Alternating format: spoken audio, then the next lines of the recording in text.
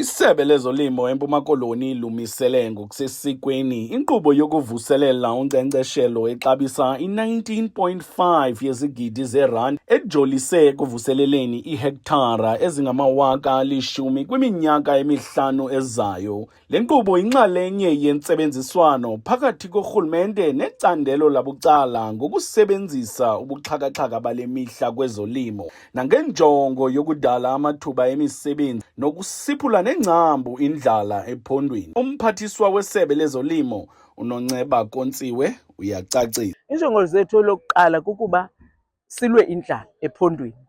Iiripoti ze-Human Rights Commission zithi apha ephondweni kuyalanjwa de kubekho abantwana abafayo bebancinci ngenxa yendlala. So thina sifuna ukuadresa loo nto, abantu bakwazi ukohlukana nendlala, kuvezwe amathuba emisebenzi, kuphuculwe amafama akwazi nawo uba yinxalenye yoqoqosho lephondo nolwabo uqoqosho lukwazi ulunga. So siyathemba ukuba ngale nkqubo noko zizawukwazi ukufikelela apho iinjongo zethu singurhulumente sifuna ufikelela khona. Kodwa ikhwelo nje sinoluhlaba ukuba masikhuthaze abantu, imicimbi efana nale mabayixhase ukwenzela uba sikwazi ukulwa nendlala kuba siliphondo elinomhlaba ngokwaneleyo. Eastern Cape, home of legends.